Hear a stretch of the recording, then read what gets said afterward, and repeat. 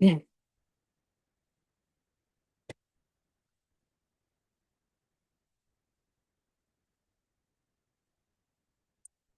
Tak, biz artıq başlayaq.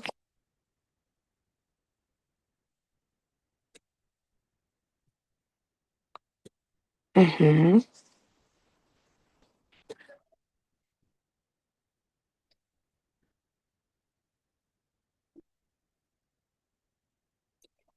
Tak. Yavaş-yavaş başlayağın hər kəsə salam. Hər kəsin axşamı xeyir olsun. Gününüz xoş və gözəl keçsin inşallah. Demək bizim 5 günlük marafonumuz keçirildi.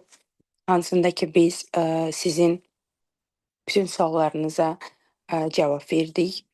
Və bugün yekun olaraq bir canlı yayım təşkil eləmək qərarına gəldik ki, burada da yenə sizin hər hansı bir sualınız varsa, onları da təbii ki cavablandırım və sizə əlavə olaraq da özümdən də bir neçə əlavələrim var ki, yenə rus dili ilə bağlı. Rus dilini biz necə qısa müddətdə və qısa müddətdə həm öyrənə bilərik, həm də danışa bilərik. Təbii ki, sizin də hər hansı bir sualınız olsa, mütləq ki yazın və Ben soruşun. Aha.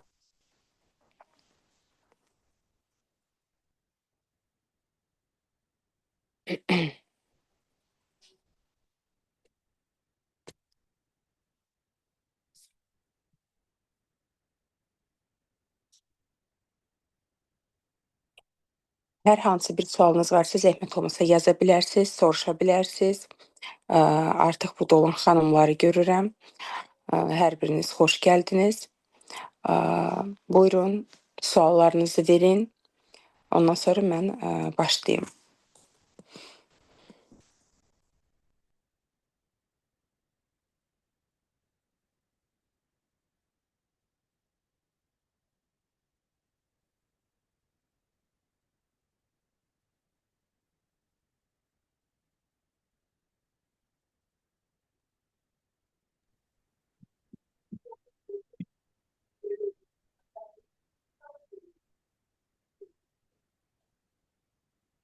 Tak.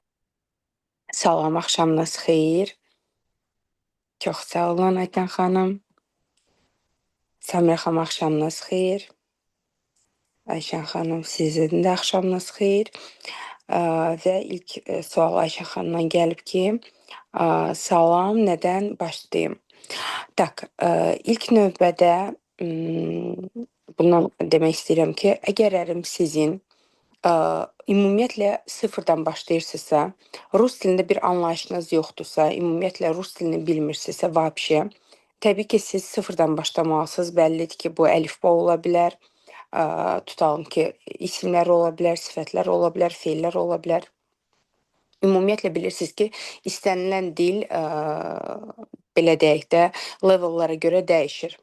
Bizdə var səviyyə, A1, A2 səviyyəsi, B1, B2 səviyyəsi və C1, C2 səviyyəsi var ki, hansını ki A1-dən biz başlayırıq. Əgər ümumiyyətlə normalda əlifbanı siz bilirsinizsə, yəni artıq hərflərlə tanışdığınız varsa, üzünə çox gözəl oxuya bilirsinizsə, o zaman biz başlayırıq dərhal isimlərdən. Çünki hər şey ismin üzərində qurulubdur. Əgər siz ismi bilirsinizsə, o zaman siz digər qaydalarda yaxşı mənimsəyib, yaxşı öyrənə biləcəksiniz. Çünki niyə? Yəqin bilirsiniz ki, rus dili cinslərə görə dəyişir. Rus dili bizdə həm kişi cinsində var, qadın cinsində var və orta cinsdə var. Və bununla yanaşı biz təbii ki, bizdə məsəl üçün məhk znakla olan sözlər də var ki, biz onları da təbii ki, öyrənməliyik. Çünki məhk znakla olan sözlər həm belə deyim, kişi cinsinə aid ola bilir, həm də qadın cinsinə aid ola bilir. Belə. Bunun üçün də ilk növbədə A1, A2 səviyyəsində bizdə olacaq isimlər, hansı ki olacaq bizdə sifətlər və olacaq feillər. Biz ilk növbədə bunları öyrənirik, hansına ki bizim ən azı bir 3 ayımız gedir. Təbii ki, hər kəsdə bu individual ola bilər. Tələbəyə görə də dəyişir, sizin zamanınıza da görə dəyişir, götürmə qaydanıza da görə dəyişir ki, elə tələbə var ki, ay yarıma da hətta öyrənən tələbələr də var. Bu 3 əsas qaydanı. Hətta 3 aya öyrənən də var və ya gec də öyrənib qavrayan da var.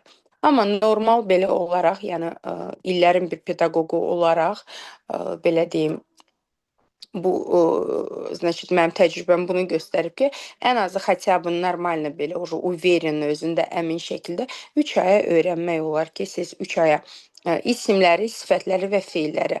Bunu da nəzərə çatdırım ki, isim, sifət, feil deyəndə bu 3 dənə qaydanı biz 3 aya tək öyrənmirik. Onunla da yanaşı hər bir qaydanın özünün bir xırdalıqları var. Sanki qaydanın içindən bir qayda çıxır. Siz onu da öyrənmiş olursunuz. Tutalım, isimdirsə, isimdə 3 dənə bizdə cins var. Siz onu öyrənirsiniz. Потом мягкий знак, то есть bizdə yumşaldıcı hərfdir ki, onunla bitən sözlərin öyrənirsiniz ki, bu qadın cinsindədir, bu kişi cinsindədir. Eyni şəkildə sifətləri öyrənirsiniz ki, sifətlər bizdə 3 cinsə görə тоже dəyişir. Kişi, qadın və orta cinsə görə və cəm şəklinə görə cəmləşir. Bunu öyrənirsiniz. Əlavə olaraq feillər. Feillərimizdə də ki, təbii ki, ən biraz dərin mövzu budur. Çünki feillərin 3 zamanı var. Bizim Azərbaycan dili qaydasında kimi keçmiş zaman, indiki zaman və gələcək zaman. Və plus əlavə olaraq da həm keçmiş zamanın, həm də gələcək zamanın bitmiş formaları var ki, biz onları da bu 3 ay ərzində öyrənirik. Bununla da yanaşı bu 3 ay ərzində bu qaydalardan əlavə biz təbii ki, söz ehtiyatını toplayırıq, bazı olaraq özümüzə toplayırıq. Çünki ən önəmlisi də elə budur. Düşünürəm ki, yəni siz də elə mənim kimi düşünərsiniz ki, yəni sizin söz ehtiyatınız olmasa, yetər qədər, bir bazaya qədər olmasa, siz rus dilində danışa bilməzsiniz. Bunun üçün də bizə mütləq ki, lazımdır bazamızı doldurmaq və zənginləşdirmək söz ehtiyatımızı ki, biz rus dilində cümlə qurub, düzgün formada fikirlərimizi ifadə edib danışaq. Bu bizdə olur A1, A2 səviyyəsi, dediyim kimi 3 aya qədər bizim ona zamanımız gedir. Ondan sonra bizim başlayır B1, B2 səviyyəmiz. Burada təbii ki, ilk növbədə söz ehtiyatları əlavə olunur. Artıq sinonimləri siz öyrənmiş olursunuz. Çünki bilirsiniz ki, rus dilinin rus dili ümumiyyətlə çox zəngin bir dildir və dünya üzrə ən ağır dillərdən biridir. Və rus dilində də sinonimlər çox dəhşət dərəcəsində çox olduğu üçün biz artıq B səviyyəsində başlayırıq sinonimləri öyrənməyə. Əlavə olaraq da təbii ki, qaydaya başlayırıq. Hansı qayda olacaq? Təbii ki, zərflərlə məşğul oluruq, zərfləri öyrənirik. Əsas məqsədimiz budur. Çünki rus dilində zərflərlə və sifətlərin belə deyək, bənzərliyi çoxdur. Məsələn, elementarlı bir dənə nümunə gətirmək istəyirəm ki, biri var интересно sözü, biri var интересный sözü. Интересный olanda olur sifət, интересно olanda olur zərf. Biz bunları təbii ki, düzgün formada ayırd eləməyə çalışırıq, bunu öyrənirik və ən əsas, ən mühüm bağlayıcıları öyrənirik. Bağlayıcılar deyəndə mən nəyi nəzərdə tuturam? İsmin hallarını. Yəni rus dilində падеж adlanır. Baxın, əgər siz onları bilməsəz, təbii ki, siz rus dilində də danışa bilməyəcəksiniz. Çünki niyə? Bir yerə qədər müəyyən elementarlı cümlələri qurmaq olar. No, rus dilində sizin падеж bilginiz olmasa, sizin падеж anlayışınız olmasa, siz heç bir zaman qrammatik və düzgün formada cümlə qurub danışa bilməzsiniz. Bunun üçün də sizə mütləq ki, падежləri bilmək vacibdir. Və падежlər çox zəngin və geniş sonluqlar əldə etdiyi üçün buna görə də падежləri öyrənmək üçün çox böyük bir zaman ehtiyacdır bizə. Yəni burada mən tam 3 ay deyə həm bilərəm, həm bilmərəm, dediyim kimi individual ola bilər. Elə tələbə var ki, 3 ayda zaman ona bəs edər. Elə tələbə var ki, ən azı 3 aydan çox da biraz zaman ehtiyacı olacaq ki, 4 ay, 5 ay bu çəkə bilər. Çünki dediyim kimi, падежlər biraz ağır bir mövzudur. Niyə? Bizdə Azərbaycan dilində bilirsiniz ki, Tutalım var, sonuna qoyulmuş bir şəkil ki, tutalım ki, mən gedirəm aptekə. To есть burada aptek oldu aptekə. Amma biz onu rus dilində deyəndə bizdə həm ön şəkilçi, həm də ismin sonuna düşən şəkilçi. Ön şəkilçi hansı ki isimlə ayrı yazılır və sonuna düşən şəkilçi hansı ki ismə bitişik olaraq yazılır. Misal, mən gedirəm aptekə, rus dilində olacaq. Я иду в, то есть bu ön şəkilçidir, apteku. То есть apteka oldu apteku. To есть u hərfini qəbul elədi. Belə. Bunu da bilməmiz üçün təbii ki dediyim kimi biz ismin hallarını, yəni padejləri keçməliyik. Rus dilində 6 padej var və bu 6 padej cinslərə görə sonluqları qəbul edir və ən əsas mövzu budur. Demək, burada biz belə deyim sizə, ilk növbədə bunları ayırd eləməliyik ki, harda kişi cinsidir, harda qadın cinsidir və harda orta cinsdir ki, onlara görə biz belə deyək, hərfləri əlavə eləyək. Tutalım ki, bizdə var родительный падеж, hansı ki kavo, çivo sualına cavab verir. To есть kimi, nəyi sualına cavab verir və orada ön şəkilçiləri var. Tutalım ki, ən zəngin də elə родительный падежdir. Belə deyim sizə, orada ən istifadə olunan, ən belə dinamik olan ön şəkilçilər var ki, bizə vacib olan. Biz danışıqda onları istifadə edirik və qadın cinsi olanda tutalım sonluğu i-ni qəbul edir, kişi cinsi olanda sonluğu a-yanı qəbul edir. Məsələn, bez var orada, ön şəkilçisi olur, bez brata. Məna oldu qardaşımsız. Məsələn, mən gəzirəm, tipa без брата, там, я гуляю без брата. Сегодня я гуляю без брата. То есть belə bir şey olur.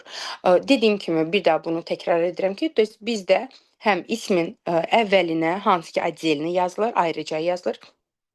Həm də ki ismin sonuna düşür və beləliklə buna böyük bir zamanımız gedir və nəticə etibarilə все-таки biz bunu gətirib çıxardırıq, bir sonlandırırıq və öyrənirik. Bununla bitmir.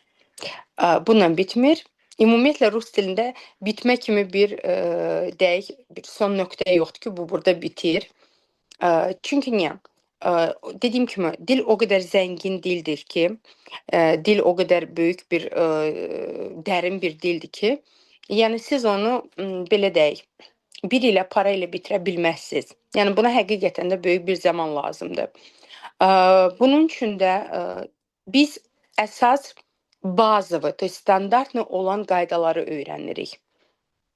Və məsəl üçün B1, B2 səviyyəsində biz mənim tələbələrim bilir, öyrənirik ismin hallarını və onunla da həm dediyim kimi bazaları yığırıq, xırda müəyyən detallı belə deyək, tutalım balaca qaydalar olur ki, hansı ki rahat yadda qalan qaydalardır, onları öyrənirik.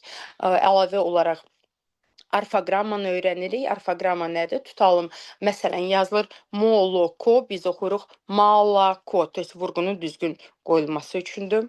Bunu da mütləq öyrənmiş oluruq. Əlavə olaraq elementarlı, məsəl üçün, j, ş və c hərfi var. Rus dilində 3 dənə bu hərfdir. J, ş və c hərfi. Hansı ki, hər zaman i hərfi ilə yazılarsa, то есть J-dır, Ş-dır, bir də C hərfinin yanında i hərfi olarsa, biz onu i hərfi kimi yox, I hərfi kimi səsləndirik. Yəni bu da çox vacib bir orfoqrammadır, bir qaydadır ki, tutalım elementarlı jiraf sözünü deyirəm. Yazılışı jirafdır. Jiraf, bizdə də zürafə deyilir. Jiraf, amma oxunuşu jirafdır. Elementarlı sirk sözünü götürən. Yazılışı sirk, to есть i hərfi ilə yazılır, sirk, amma oxunuşu I hərfi iləndir. Yəni buradan da bir qənaətə gəlir ki, bu 3 dənə hərfdir, J, Ş və C hərfi olarsa, yanında i hərfi yazılarsa, hər zaman I hərfi səsini verəcək. Yəni I hərfi ilə səslənəcək. Bu tip xırda qaydalar çoxdur. Yəni biz B1, B2 səviyyəsinə, bəzən A2 səviyyəsinə baxır tələbənin dediyim kimi götürməsinə, qavramasına, zamanına, özünü rus dilinə nə qədər həsr eləyə biləcəyinə ki, biz belə deyək, bu dilə zamanımızı ayırırıq və öyrənirik. B1, B2 səviyyəsində biz təbii ki, bunları öyrənirik. C səviyyəsi tam başqa bir səviyyədir. Bəzən düşünürlər ki, C səviyyəsində belə deyək, hansısa bir ağır qayda, xeyr, əsla elə bir şey yoxdur. C səviyyəsində də əgər siz B-ni keçid almısınızsa, padejləri öyrənmisinizsə, C səviyyəsi də sizə bir o qədər çətin gəlməyəcək, asan gələcək. Yetər ki, o bir parok var da, siz orada dayanmayasınız, oranı keçə biləsiniz. Oranı keçdinizsə, C səviyyəsi də sizə bir o qədər ağır gəlməyəcək. Orada ən əsası vurğu verilir nəyə? İsmin yenə hallarıdır, amma cəm halında. To есть, bizdə orada yəni istifadə olunacaq o sözlərdir ki, o isimlərdir ki, hansı ki, cəm halında hallanıb və o cəmin də belə deyək, cəmini hallandırıb istifadə eləmək olur. Yəni danışıqda danışmaq olur. Например, orada числительный var, rəqəmlərlə bağlı. Например, bir rəqəmi olanda ismin sonu başqadır. 2, 3, 4 rəqəmi olanda ismin sonu başqadır. 5-dən o tərəfə olanda ismin sonluqları tamamilə başqadır. Elementarlı bir nümunə gətirim. Məsəl üçün, apelsin sözünü götürürük. Bir apelsin olanda deyirik 1 apelsin, 2, 3, 4. Apelsin уже demirik, deyirik apelsina. То есть kişi cinsin sonuna A verirəm. Apelsina. 2 apelsina, 3 apelsina, 4 apelsina. Və 5-dən də o tərəfə olacaq ov şəkilçisi. 5 apelsinov, 6 apelsinov, 7 apelsinov və s. axır. To есть biz burada, yəni dediyim kimi bunları öyrənirik C səviyyəsində və təbii ki, söz ehtiyatımızı zənginləşdiririk. Bir də ki, C səviyyəsinin ən önəmli məqamlarından da biri nədir? Dinləmə. Mütləq ki, dinləmə.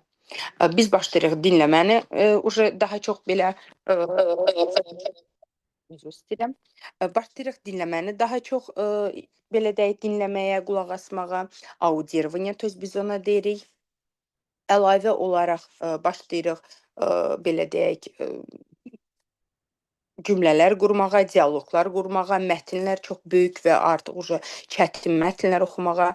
Например, tutalım ki, biri var, biz oxuyuruq, например, deyirəm, elementarlı bir mətn ki, tipa моя семья, у меня есть папа, мама, папа инженер, мама врач, папа работает на заводе, мама работает в больнице.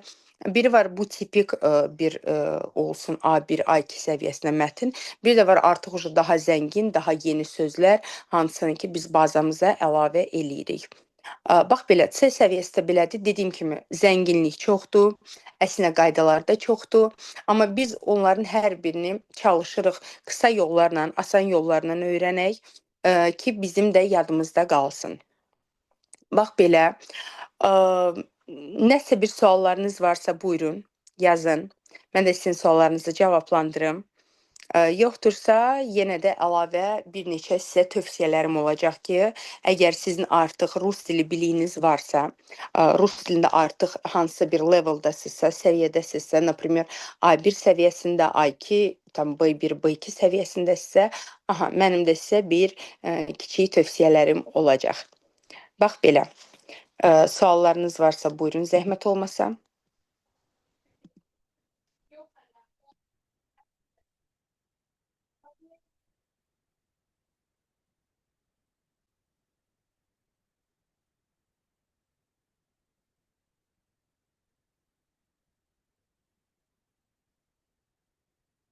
Heç kimin sualı yoxdur deyəsən.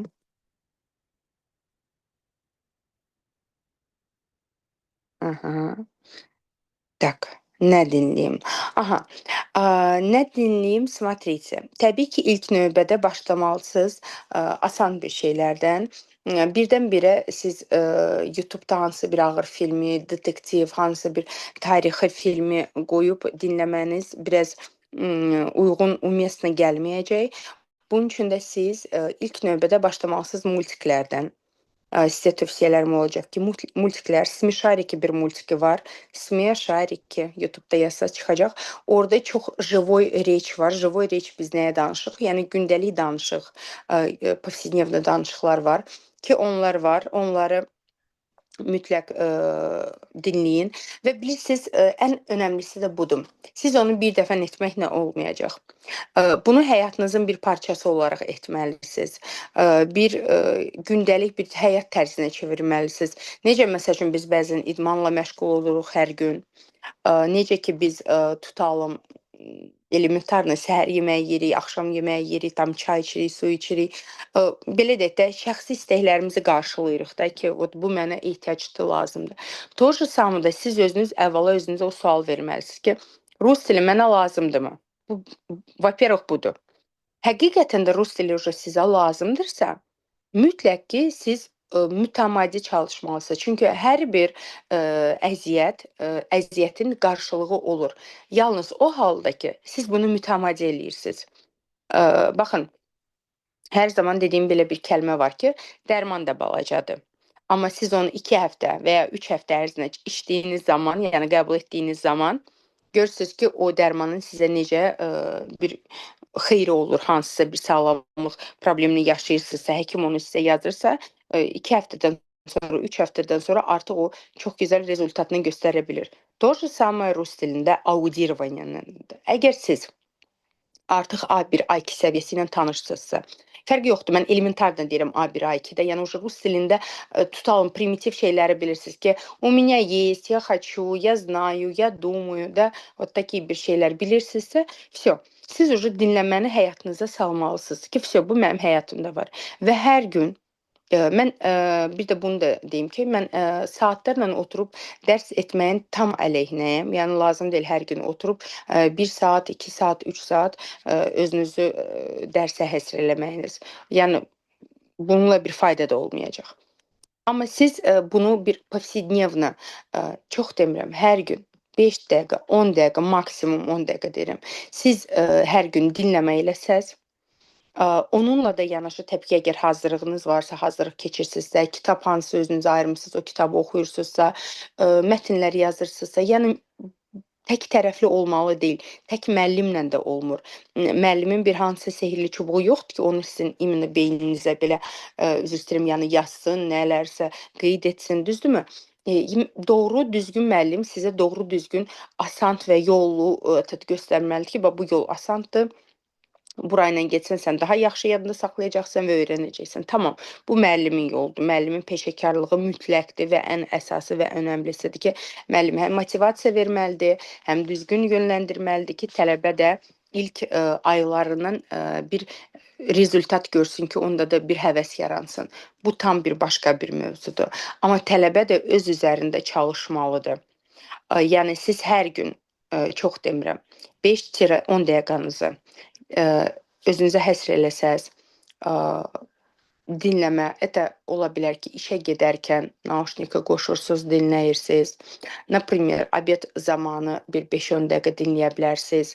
Axşam evə gəlib dincələn zamanı yenə bir 5-10 dəqiqənizi ona həsr eləyə bilərsiniz. Və belə, yəni bunu siz edə bilərsiniz. Amma yetər ki, siz bunu mütəmadi eləyəsiniz. Çünki bu dinləmədə eşitdiyiniz təkrar sözlər hər gün qarşınıza çıxacaq və hər gün siz artıq o sözlərlə daha da yaxından tanış olacaqsınız, öyrənəcəksiniz. İçindən hansı ki, bilmədiyiniz sözlər varsa, onları qeyd edib tərcüməsini axtaracaqsınız və yaxud ki, müəllimənizdən istəyəcəksiniz ki, o sizə tərcümə eləsin. Yəni dinləmə sizin həyatınızda bir mənalı mütləq olmalıdır. Dinləməklə bahəm. Çalışın gündə, çalışan xanımlarım var mənim, hansı ki çalışırlar, bəylər var, hansı ki çalışır, zamanı olmur onların. No. Baxın, heç olmasa, hər gün olmasa belə, həftədə ən azı 2-3 dəfə oturub bir 2-3 cümlədən ibarət bir mətn yazmağı tövsiyə olunur. İlk növbədə primitiv bir şey, bazı bir şeylərdən başlamaq lazımdır ki, sonra yavaş-yavaş söz ehtiyatınız çoxaldıqca da artıq böyük bir mətnlər başlayasınız yazmağa. Çünki niyə orada elədiyiniz səhvlər elementarını deyəcəm. Məsələn, mən istəyirəm, bizdə belə bir qayda var ki, tutalım feil istifadə edirsənsə, yanında qadın cinsi varsa, qadın cinsinin sonluğu U hərfini qəbul edəcək. Baxın, deməli, tutalım deyirik ki, mən kitab oxumaq istəyirəm. Bu cür cümlə olacaq. Я хочу читать книгу. То есть kniga oldu knigu. Və buradan biz bu qaydanı yadımızda saxladıq ki, əgər mən feil istifadə edirəmsə, feilin yanında qadın cinsini istifadə edirəmsə, o zaman o avtomatik olaraq u şəkilçisini qəbul eləyəcək. Buna da görə biz mütləq şəkildə gündəlik bunu yazı formasına çevirməliyik, yəni yazmalıyıq. Çünki siz bunu yazdıqca, siz bunu qeyd etdikcə, etdiyiniz müddətcə siz mütləq ki, rus dilini gözəl şəkildə başlayacaqsınız öyrənməyə və hətta artıq özünüz bir müddət sonra öz səhvlərinizi tapacaqsınız və o səhvləri yadınızda saxlayıb növbəti bu tip səhvlərə yol verməyəcəksiniz. Bax belə, yəni dinləməklə də bahəm müəyyən xırda belə deyək yazılara da üstünlük verməyiniz tövsiyə olunur.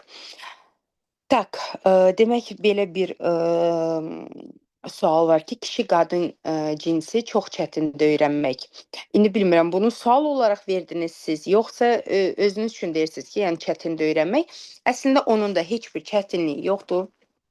Buradan istəyirəm kiçik sizə belə bir life hack deyim ki, yadınızda saxlayasınız. Baxın, əslində siz çox bir şey də yadınızda saxlamaq məcburiyyətində deyilsiniz.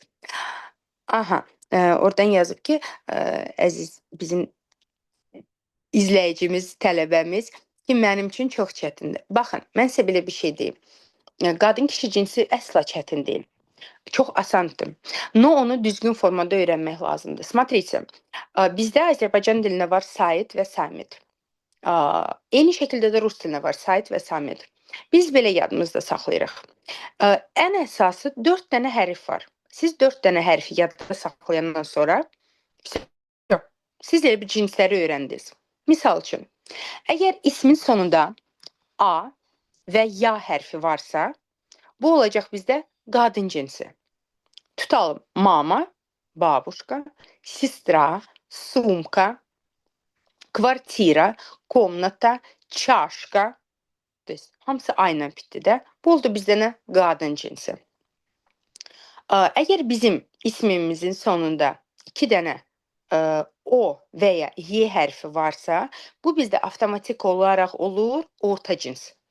O, y hərfi olur orta cins. Misal üçün, palto, bu arada hamısı bu sözlərimizin elə bizim gündəlikdə Azərbaycan dilində belə bazı olaraq istifadə elədiyimiz sözdür ki, palto, metro, kafe, kofe, молоко, da, например, istifadə edirik. Masla, то есть bunlar hamısı orta cinsdir. To есть 2 hərfi yadımızda saxlayırıq. O və y hərfi ki, bu da orta cinsə aid oldu. Və bizdə yerdə orada qalır samitlər. Samitlər elə rus dilində də samitlər birdir, Azərbaycan dilində də birdir ki, B, V, G, D, J, Z, K, L, M, N və s. To есть bu samitlər bizdə kişi cinsi olacaq. Divan, şkaf, stol, stul, telefon, jurnal. Все. То есть bu da bizdə oldu nə? Karandaş, elementardır. Bu da oldu bizdə kişi cinsi. To есть asan bir qaydadır. Düşünürəm ki, elə buradan siz onu yadınızda saxlaya bilərsiniz. Qeyd edib sırası yadınızda saxlaya bilərsiniz ki, əgər ismimizin sonunda A, ya hərfi varsa, bu qadın cinsidir. İsmimizin sonunda O, y hərfi varsa, bu bizdə orta cinsdir və digər samitlər isə rus dilində kişi cinsi olacaq. И все. Dediyim kimi, primitiv sözlərdə hansı ki, gündəlik biz istifadə etdiyimiz sözdür ki, velosiped. Məsələn, tutalım derim, mой велосипед deyirik, mənim velosipedim. Это мужской род. Мой велосипед, мой дом, мой шкаf, мой диван, mой telefon. Amma biz desək qadın cinsinə onu maya ilə deyəcək. Yəni mənim. Aha, моя школа, моя мама, моя сестра, моя сумка, моя книга. Oldu qadın cinsi və orta cinsdə də olacaq моё, моё. Моё пальто, моё кофе, моё молоко, моё кафе. Все. Bu da oldu bizdə orta cins və buradan bir kiçik bunu da qeyd etmək istəyirəm ki, isimlərin sonuna təbii ki, müəyyən istisnalar var, amma ümumi qayda olaraq bu cür nədir? Əgər ismin sonuna siz I və ya İ hərfi əlavə etsəz, bu da ismin cəm halı olacaq. Məsələn, şkaf, şkafı, divan, divanı, конфета, конфеты, кукла, куклы. Краска, краски, rучка, rучки, karandaş, karandaşı. Bu da oldu bizdə ismin cəm halı. Bir daha təkrar edirəm. İsmin sonuna a-ya verəndə qadın cinsidir. O-ye veririksə orta cinsdir və digər samitlər olacaq kişi cinsi. I hərfi də bizdə olacaq cəm halı. İsmin cəm halı. Və belə. Düşünürəm ki, siz bunu qeyd eləyib artıq ilk addımınızı ata bilərsiniz və öyrənə bilərsiniz. Bax belə. Başqa bir suallarınız varsa, buyurun.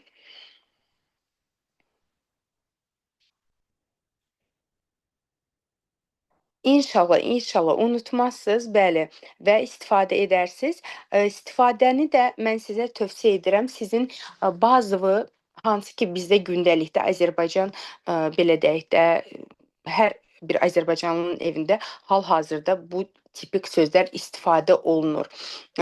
Kimsə bunu sevərəkdən deyir, kimsə sevməyərəkdən, amma bir reallıq var. Biz hər birimiz belə deyək də, yəni bu SSR dövrünü yaşamış bir insanlar var.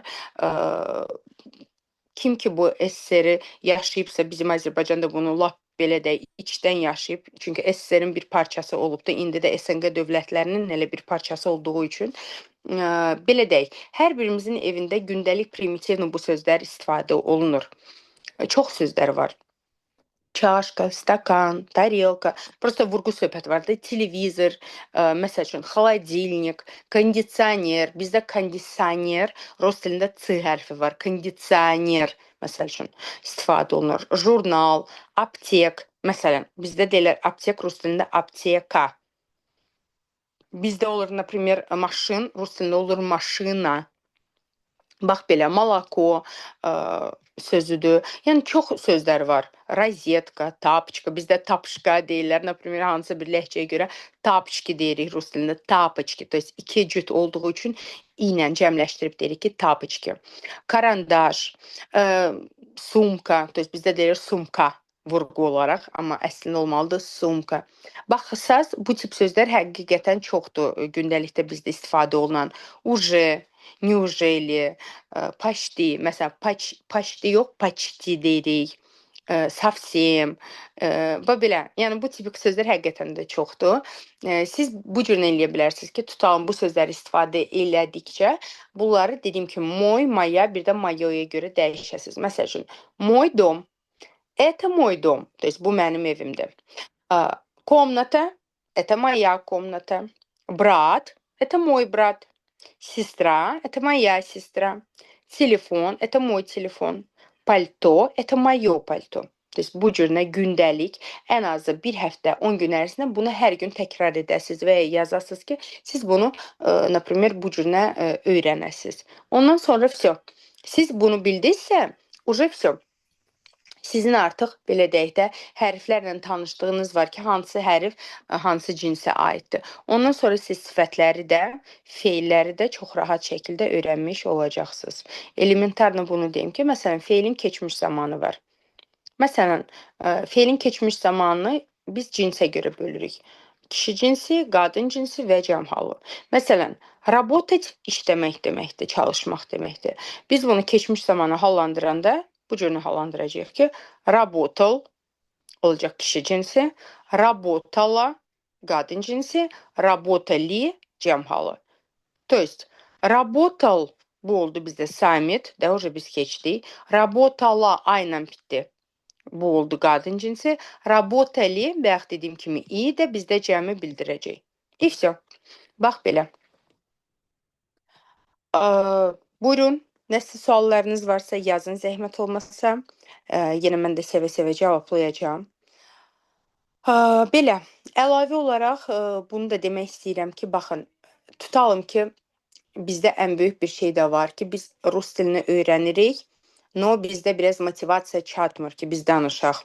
Biraz qorxu var, cəmiyyət sanki belə deyək bir şey var ki, aha, kim nə düşünəcək, kim necə baxacaq, güləcəklərmi mənə, Allah eləyəcəklərmi, düzmü dedim, yanlışmı dedim, bu tip şeylər var. O da düşünürəm cəmiyyətimizdən irəli gəlir ki, sразу biz gülürük, əgər kimsə bir səhv edirsə. Это tamamilə bir yanlış bir fikirdir, çünki rus dili sizin öz diliniz deyil. Yəni bu normaldır. Sizin yanlış eləməyiniz, səhv etməyiniz, səhv hansısa bir sözü vurğuda istifadə eləməyiniz, deməyiniz, yəni bu tamamilə normal bir şeydir. Bunun üçün də ə, düşünürəm ki, siz özünüzə baxın. Yəni həqiqətən bu dil sizə ehtiyacdır. Nə səbəbə öyrənirsiniz? Rusiyada yaşayırsınız, çalışırsınız, oxuyursunuz, tələbəsiz, sadəcə özünüzü inkişaf elətdirmək istəyirsinizsə, yəni heç kimin sözünə baxıb, heç kimin sözü sizin üçün bir motivasiya olmasın. Öz həyatınız, öz istəkləriniz sizin üçün ən böyük bir motivasiya olmalıdır mənə görə. Çünki əgər mən bunu istəyirəmsə, elə motivasiya mən özümə ki, mən bunu istəyirəm, bu mənə lazımdır və mən bunu öyrənəcəm. Gec və ya tez. 1 ay da ola bilər, 5 ay da ola bilər. Əsas odur, mən öz üzərimdə çalışıb bir yerə gətirib özümü çıxardacağam. Çünki bizdə belə bir forma var ki, tipa, например, filankəs rus dilinə gedir, aha, sразу başlayırlar ona rus dilində elə suallar verirlər ki, çətin-çətin. Tələbə qalır belə ki, ay müəllimə, mənə belə bir sual verdilər, mən düzü biraz özümü itirdim və yaxud ki, vəbşi biz hələ onu tam keçməmişik, necə olsun? Yəni bizdə belə bir şey var. Belə bir tələbəmlə bir an yaşanmışdı. Bir qız uşağı idi, hansı ki 14-15 yaşlarında ilk 2 dərs idi mənə qoşulduğu, qatıldığı onlayn dərslərimizə və dərhal hansısa bir yaxın belə deyək də bir ətrafında olan bir insan biri başlayıb buna biraz rus dilini bilirmiş, ya nədirsə, başlayıb elə suallar verib ki, heç biz onu hələ B2, C1 səviyyəsinə keçdiyimiz bir cümlələr olubdu. Və təbii ki, qızda bir ən azı 2 həftə sanki bir uşaq necə deyim, bir psixoloji bir travma almış olmuşdu ki, mən yox rus dilinə qatılmayım, yox bu çətin dildir, belədir, elədir. Yəni təəssüf ki, bizdə cəmiyyətdə bu tip şeylər də var. Ona görə biz bəzən də utanırıq ki, hə, deyəcəklər ki, nə oldu 5 aydır sən rus dilinə getsən, heç nə öyrənməmisən. Baxın, rus dilinə bəzən il yarımda getsən, yenə sən rus dilini ideal şəkildə öyrənə bilməzsən. Rus dili dünyada ən ağır dillərin sırasındadır, üçlüyündədir. Bilirsiniz ki, Asiya dilləridir, hansı ki, Kitayski, Yaponski də, to есть Koreyski bu dillərdir. Ərəb dilləridir də, Arabski ümumiyyətlə də, to есть Səudi Ərəbistan falan bunları nəzərdə tuturam. Bu dildir və təbii ki, rus dilidir. Çox zəngin və çox ağır bir dildir. Həm qrammatik baxımından, həm söz ehtiyatı baxımından çox zəngin söz ehtiyatı var. Buna görə də təbii ki, bəzən elə ola bilər ki, sizin il yarımınız da gedə bilər. Siz hələ tam şəkildə rus dilini öyrənməyəsiniz. Bu o demək deyil ki, ya sizin müəlliminiz zəifdir, ya məsəl üçün siz zəifsiz. Xeyr, əsla. Mən hər zaman belə bir söz deyirəm. Rus dilini gözünüzdə böyütməyin. Çünki insanın məqsədi olsa, insanın istəyi olsa, onun etməyəcəyi bir şey yoxdur. Yəni insan hər bir şeyə nail ola bilər. Yetər ki, istəyin olsun, yetər ki, məqsədin olsun və öz üzərində çalışasan. Vəsə, bu mütləqdir. Bir şey ki, insanlar bunu özünüzə motivasiya götürün ki, insan kosmosa uçur. İnsan aya, belə deyək də, ayaq basır. Düzdürmü? Biz bunu bilirik də. Смотрите, yəni insan o deməkdir ki, nələrə qadir olmaz. Bunu eləyən də o tip insanlardır da, yəni məndən nəyisə ki, artıq deyil, o da insandır, mən də insanım. O bu cür nə şeylər edə bilirsə, mən niyə etməyim? Yəni bu belə.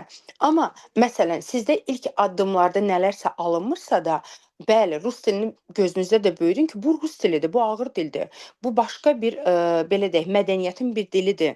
Hansının ki, zəngin tarixi, zəngin qrammatikası var və mən onu təbii ki, məsələn, 9 ayda öyrənə bilərəm, 1 ilə də öyrənə bilərəm və ya 2 ilə də öyrənə bilərəm. Bilirsiniz, insani faktorlar da var. Gəlin bunları da nəzərə alaq. Baxın, məsəl üçün, məndə subay xanımlar da var, həmçinin bəylər də var, ailəli olanlar da var, ümumiyyətlə tələbələr də var. Məsələn, gənc olan tələbələr və yaxud ki, gənc olan, ümumiyyətlə uşaq olan tələbələr var. Məndə ümumiyyətlə yaş məhdudiyyəti yoxdur. Əgər rus dilini siz xarici dil kimi öyrənmək istəyirsə, istənilən yaşda belə deyək, tələbəm var, elə olub da. Ən balaca tələbəm 2 yaş yarımlığında olub, ən yaşlı tələbəm 63 yaşında bir bəy olubdu. Yəni belə. Dediyim odur ki, baxın, rus dili sizə görə, yəni çətin ola bilər, çətin görsənə bilər, amma faktorlar da var ki, tutalım, belə deyək, məktəbli tələbələr daha rahat öyrənir rus dilini. Nəinki istər-istəməz universitetdə çalışan tələbə və yaxud da ki, tutalım, ailəsi olan bir tələbə, əlavə hansısa bir işdə işləyən tələbə. Çünki onların başqa bir qayğıları da var. Gündəlik hansısa bütavoy bir problemləri, bütavoy bir qayğıları da var ki, yəni onlar onu da həll etməlidir və beyində belə deyək də çox informasiya olduğu üçün rus dilinə az bir zaman qalır. Plus siz ona da vaxt az sərf edəndə təbii ki, vəbşə bu az olur. Mənim tələbələrimin əksəriyyəti bəzən deyir ki, Ayşə müəllimə, biz nə öyrəniriksə sırf sizin dərsdən dərsə öyrənirik. Onu o kəslər mənə deyir ki, hansının ki ailəsi var, övladları var, çalışırlar. Yəni bir ailə məsuliyyətləri olduğu üçün belə deyək, 5%-ni rus dilinə həsr edirlərsə, 95%-ni məcburiyyətdən bu şeylərə həsr edirlər özlərini. Amma даже o 5%-dən onlar çox gözəl nəticəyə gəlib çıxırlar. Çünki biz onu mütəmadiləşdiririk. Biz onu mütəmadi öyrənirik, o məsuliyyəti daşıyırıq və öyrənirik. Buna görə də yəni bilirsiniz kriteriyalar çoxdur, amma sizə ən önəmli məsləhətlərim budur. Əgər sizin artıq biliyiniz varsa, bir yerə qədər siz söz ehtiyatınız varsa, qayda biliyiniz varsa, anlayışınız varsa, dinləmə varsa, bunların hər biri sizdə varsa, все. Siz başlamalısınız audirovание eləməyə. Audirovание eləyin, dialoqlar qurun, dialoqlar oxuyun, mətnlər başlayın yazmağa. Da все. Gündəlik evdə başlayın primitiv cümlələr qurmağa. Например, bir də oxuyanda nəyisə çalışmayın ki, ürəyinizdə oxuyasınız. Əsla. Oxuyanda yalnız və yalnız səsli formada oxumaq lazımdır. Lazım deyil siz onu oxuyanda ürəkdə. Nabarot, oxuyanda hər zaman səsli oxuyun. Elementarno, məsəl üçün bilirsiniz, ya хочу mən istəyirəm, ya могу mən bacarıram, ya знаю mən bilirəm, ya думаю mən düşünürəm. Aha, başdan cümlənizi tamamlayın. Məsələn, я хочу кофе. Aha, bura bir dənə zərf verəyin ki, mən indi kofe istəyirəm. Сейчас я хочу кофе. Və yaxud da ki, я знаю, mən bilirəm, я знаю его, mən onu bilirəm, yəni onu tanıyıram kimi tərcümə olunur. Я думаю, mən düşünürəm, ora bir dənə balaca bir şəkil çevirik, ki şəkilçisi, ki olacaq что. Я думаю, что. Mən düşünürəm ki, və yaxud ki, deyirəm, mən düşünürəm ki, o evdədir. Я думаю, что он дома. Mən düşünürəm ki, o evdədir. Bu tipik cümlələrdən başlayın. Qoyun səhviniz olsun, qoyun yanlışınız olsun, amma başlayın. Əlavə olaraq telefonunuzu yandırırsınız, например, özünüzü video çəkirsiniz, hansısa bir mətn oxuyursunuz, öz-özünüzə cümlələr qurursunuz. Элементарно. Привет, добрый день. Как у тебя дела? Как у тебя сегодня настроение? Что ты делаешь сегодня? Какие у тебя планы на сегодня? Вот так. То есть primitiv bir şeylərdən başlayın, öz üzərinizdə çalışın və mütləq həyatınıza ən azı siz bunu belə deyək, bir ay ərzində hər gün etsəz, belə deyək, ayın sonunda sizin həqiqətən də artıq rus dilində nə qədər irəlilədiyinizi, uverin olduğunuzu və danışığınıza ən əsası, çünki bunların hər birisi bizim danışığımız üçün vacib olan bir məsələlərdir. Danışığınıza nə qədər faydalı olacağını, xeyirli olacağını özünüz də görəcəksiniz ki, çox faydalı olacaq sizə.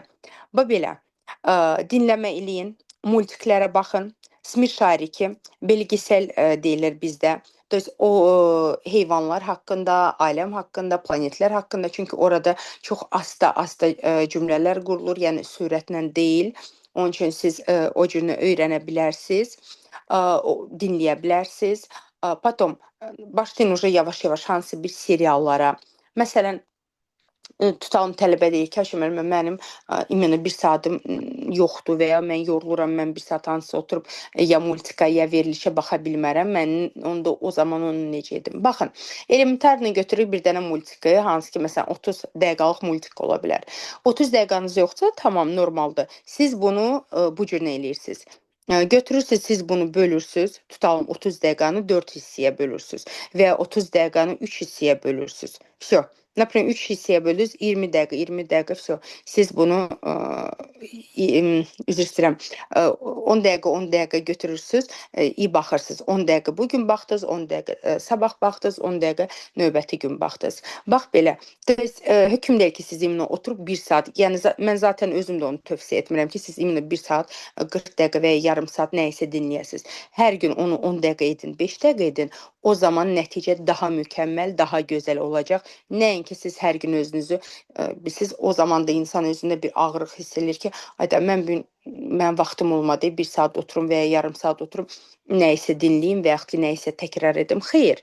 Amma siz onu zövqlə, sevərəkdən, həvəslə hər gün o 5-10 dəqiqənizı düşünürəm ki, ayıra bilərsiniz və təkrar edib dinləyə bilərsiniz, oxuya bilərsiniz. O zaman nəticəniz də mütləq gözəl şəkildə olacaq. Belə.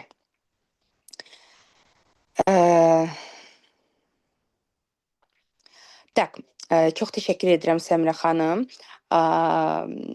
Baxın, dərslərim haqqında belə bir məlumat verim ki, dərslərimiz onlayn şəkildə təşkil olunur. Kim istəyirsə dərslərə qoşulmaq, onlayn şəkildə biz keçirik dərslərimizi. Qrup dərslərimiz də var, fərdi dərslərimiz də var. Bu təbii ki, tələbənin həm istəyinə görə, həm də səviyyəsinə görə müəyyən olunur. Belə deyək, ilk bir tanışlıq dərs edirik, hansı ki, tam olaraq ödənişsizdir. Biz tələbə ilə tanış oluruq, danışırıq. Mən onun səviyyəsini belə deyək, müəyyən edirəm və o səviyyəyə uyğun olaraq, əgər təbii ki, tələbə ilə də razılaşırıq, o istəyirsə fərdidirsə, fərdi dərs keçirik, yox, məsləhətsə qrup dərsi keçirik. Baxır dediyim kimi tələbənin bilik səviyyəsinə, hansı leveldə olduğuna görə. Belə dərslərimiz onlayn keçirilir. İstənilən hal-hazırda mən ümumiyyətlə belə bir məlumat verim ki, artıq 12 ildən çoxdur ki, pedaqoq olaraq çalışıram və rus dilini xarici dil kimi tədris edirəm. Əlavə olaraq da mən məktəb proqramlarını da keçirəm. Məktəb proqramlarında uşaqlara tədris edirəm. Heç bir yaş məhdudiyyəti yoxdur. Əlavə olaraq da rus dilini təbii ki, xarici dil kimi kim öyrənmək istəyirsə, o tələbələrdə təbii ki, öyrədirəm. Və deyərdim ki, illərdir ki, dünyanın dörd bir yanından qoşulan tələbələrim var. Hansı ki, Kanadadır, Amerikadır, Avropadır, Asiya ölkələridir və həmçinin SNQ ölkələridir ki, Gürcüstandır, Qazaxstandır, Özbekistandır, Polşadır və s. ilaxır və Rusiyanın özünün təbii ki, tərkibində yaşayan Azərbaycanlı xanımlarımız, bəylərimiz var ki, kimsə çalışır, kimsə oxuyur və onlar da təbii ki, dərslərə qoşulur. Heç bir yaş məhdudiyyəti yoxdur. Yəni, istədiyiniz şəkildə biz sizə uyğun olaraq bir qrafik qururuq ki, həm sizin saatınıza uyğun olsun, həm mənim saatıma olsun uyğun. Heç bir saat məhdudiyyəti də yoxdur. Dediyim kimi, tələbələr xaricdən qoşulduğu üçün də, məsəl üçün, tutalım, bəzən mənim dərsim səhər saat 7-də başlayır. Çünki Kanadada tutalım, axşam saat neçə olur da, o saata görə biz tənzimləyirik. Yəni, bunun hər birini biz edə bilirik. Yəni, mən bunu edə bilirəm. Belə. Yəni, yetər ki, istəyiniz olsun, dərslərə qoşulun. Bütün detalları təbii ki, dediyim kimi, fərdi şəkildə tələbə ilə müzakirə edirik və sizə uyğun olaraq qrafikdə, istənilən qrafikdə dərsləri müəyyən edib və sizi dərslərə dəvət edirik. Artıq ilk dərdim dərslərinizdən siz artıq yavaş-yavaş öz nəticələrinizi görürsünüz və irəliləyirsiniz. Bax belə. Əlavə başqa suallarınız da varsa, buyurun, zəhmət olmasa. Axşamınız xeyir Ayşən xanım. Salam, axşamınız xeyir. Əvvəla, Aviakinesis Akademiya adından 5 gün əvvəlcə marafona, indi webinara ayırdığınız vaxt üçün sizə dərin minnətdarlığımı bildirirəm. Və onu qeyd eləmək istəyirəm ki, mən rus dili heç yaxından uzaqdan əlaqəm olmayıb rus dili ilə bağlı. Yalnız əlifbasını özüm evdə öyrənmişəm. Yəni, heç rus dilini öyrənməyi də əslində bu il planlamışam və il sonuna planlayırdım. Heç müəllim axtarışında da olmamışam. Sizlə bu arada iştirakçılara bildirim ki, mən də Ayşən xanımla sizlə bərabər tanış olmuşam bu marafon sayəsində. Və düzünü deyim ki, gözümdə o qədər qorxulu idimi deyildi. Çünki siz dediniz ki, əsas istəməkdir. İstəyiriksə, bu işin artıq yarısı həll olub deməkdir. Amma sizin danışıqlarınız məni o qədər rahatladır ki, bir səmimi etiraf edeyim. Həqiqətən düzdür. Mən düşünürəm ki, bunu çalışıb bacara bilərəm. Amma bu qədər sadə dildə mənim heç bir anlayışım olmadan başa düşməyim özümə də qəribə gəlir ki, mən çox-çox rahat başa düşürəm sizi. Və yəni düşünürəm ki, bazası olmayan bir də məsələn siz hamını nəzərə alırsınız, deyirsiniz bir il, yarıma qədər. Amma düşünürəm ki, çox tez-tez nəticə alırlar, daha tez nəticə alır hər kəs. Və bir də kriteriyalardan danışırsınız. Biz də qadınlara xidmət edirik, daha çox analardır, qadınlar da aramızda. Amma onu deyə bilərəm ki, biz istəyiriksə bir işi, onda özümüzə alternativlər yarada bilirik. Məsələn, düşünürəm özlüyümdə uşaqlı anadırsa, multfilmi rusca açsın. Ya indi podkastlar var, ən qədər biz fonda hər zaman dinləyə bilərik. Yəni bunu hər kəs öz üçün yarada bilər. Bir daha sizə təşəkkür edirəm bu gözəl nitqiniz üçün, bu asan, sadə danışığınız üçün. Qrupda da əlaqə nömrəsini bir daha qeyd edəcəyik Ayşə müəllimənin. Kim istəyirsə dərslər barədə şəxsdə müraciət edir, ətraflı məlumat alar. Çox sağ olun. Mən sizə təşəkkür edirəm. Bu fürsəti mənə yaratdığınız üçün çox-çox təşəkkür edirəm. Qatılan bütün xanımlara da dərin təşəkkürümü bildirirəm. Çox sağ olsunlar dəyərli vaxtlarını ayırdıqları üçün. Hər birinizə həyatınızda uğurlar arzu edirəm və bir daha bunu demək istəyirəm ki, hər zaman özünüzə motivasiya olun. Özünüzdə motivasiya alın ki, bu mənə lazımdır, mən bunu edəcəm və bacaracağam. Hər birinizə uğurlar. Sağ olun, sağlıqla qalın. Görüşmək ümidi ilə. Hələlik. Çox sağ olun, sizə də uğurlar. Hələlik. Sağ olun.